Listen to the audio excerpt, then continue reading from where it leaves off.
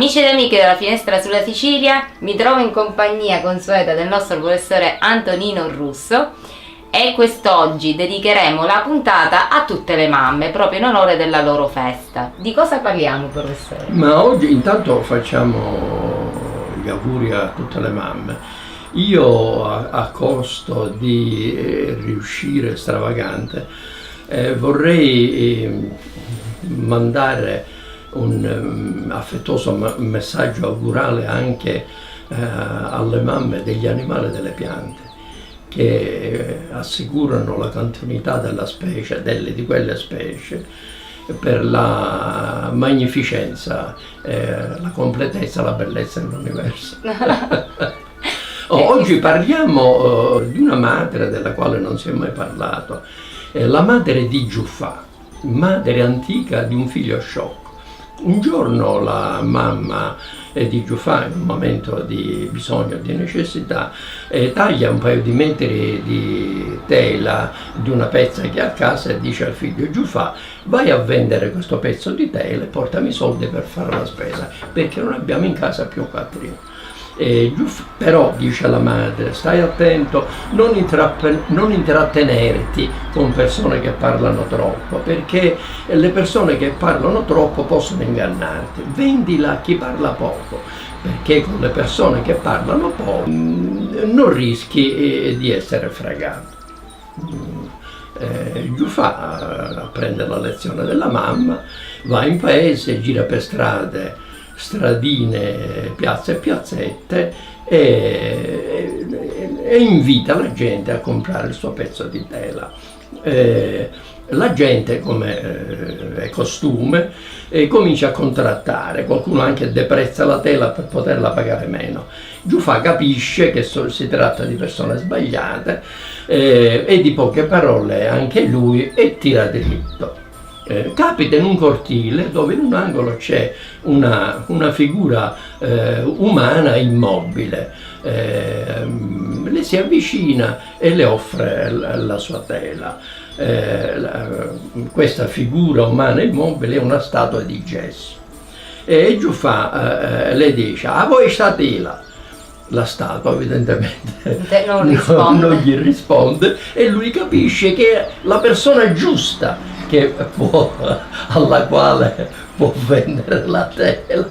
Allora le dice: ti piace la tela? E a te le vendere, perché mia madre mi disse che io sta tela le vendere a copare rapito. No, questo per non smentirsi. Sì, Giuffà, se non sarebbe Giuffà. Allora piglia la tela, la mette sulla spalla della statua di gesso e le dice: tecca la tela, rimane passo e mi fa giocare i piedi. L'indomani Giuffà torna nel cortile, trova la statua, ma ovviamente non trova né i soldi e manco la tela. E allora comincia a dirle: i piccioli, e uno sui piccioli, ma dare i piccioli. Come arristiamo ieri, che io sei nata passata e tu me l'avevi picciolo. Un mi vorare, ora ti faccio dire ciò che ti faccio io. Prese un pezzo di legno che era a terra nel cortile e cominciò a bastonare la statua. La statua, naturalmente di gesso, andò in frantume, ma sorpresa, Michela, che c'era dentro? La trovatura dentro la pancia della statua di gesso c'era una pentola piena di denari. Hai visto? Giuffà prese la pentola e di corsa la portò alla madre. La madre, che non somigliava al figlio, assolutamente al figlio scimunito, prese la pentola, la nascose e disse a Giuffà: guai a te se spiccichi una parola su quanto ti è accaduto. Questa, diciamo, Giuffà, la madre di Giuffà, madre antica di un figlio sciocco. Parliamo adesso della madre moderna di un figlio inappetente. Moniovada, in un suo delizioso libricino, ha messo a confronto il comportamento della madre napoletana e quello della madre ebrea di fronte a un bambino inappetente. La madre napoletana si comporta così, si piazza davanti al bambino, che ovviamente si chiama Gennaro, Ovvio. con la tazza della pappa in mano, il cucchiaio, lo guarda e gli dice: Gennà, magna la pappa e mamma. Gennà, magna la pappa e mamma. Gennà, se tu non mangi, i taccire che è in mano mia. Questa è la madre napoletana. La madre ebrea non è uno zolfanello come la madre napoletana che si accende subito. La madre ebrea, la Yiddish Mame, è una madre che la sa lunga, astuta, subdola, e che instilla nel figlio un tale senso di colpa che il poverino da adulto dovrà fare 20 anni di psicanalisi. 20 anni di psicanalisi, si piazza davanti al bambino, che ovviamente si chiama Yankele, e gli dice: Yankele, mangia la pappuccia di mamma. Yankele, mangia questa pappuccia. Yankele, mangia la pappa che ti ha preparato la mamma.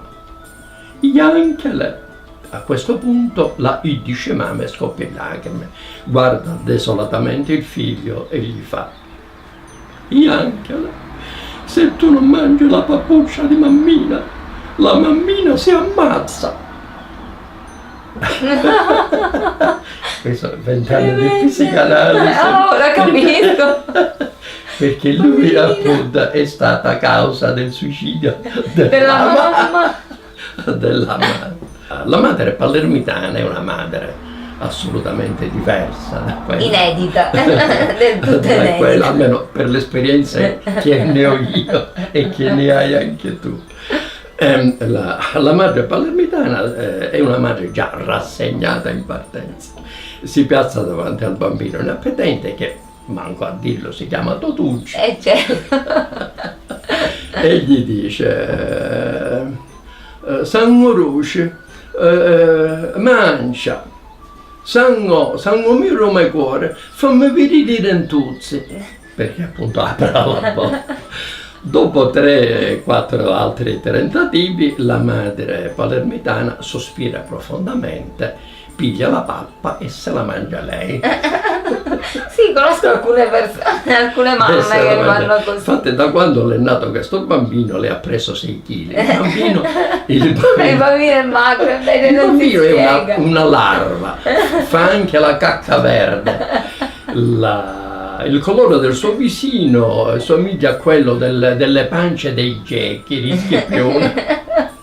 Infatti, quando lei lo porta in giro per la manina a fargli fare una passeggiata, le vicine malignamente si dicono: ma da lei è abbrunnucciente, pare un schippione. La pare un schippione. E continuando insomma così a spettacolare, qualcuno aggiunge: ma la vista a puttare una maronna rupetito. Bene, amici ed amiche della Finestra sulla Sicilia, nell'augurare una buona festa della mamma a tutte voi mamme, alle future mamme e a quelle mamme che sono anche diventate nonne, perché diventano a doppie volte mamme. Vi ricordo di segnalarci tutte quelle che sono le vostre curiosità, ma tutto quello che volete che possiamo trattare e chiedere al professore Antonino Russo, di inviarcelo o sul sito www.lafinestrasulla-sicilia.com oppure sulla pagina di Facebook La Finestra sulla Sicilia, il blog di tutti. Arrivederci e alla prossima. Ciao, e ciao. auguri a tutte le mamme. Auguri e statevi bene.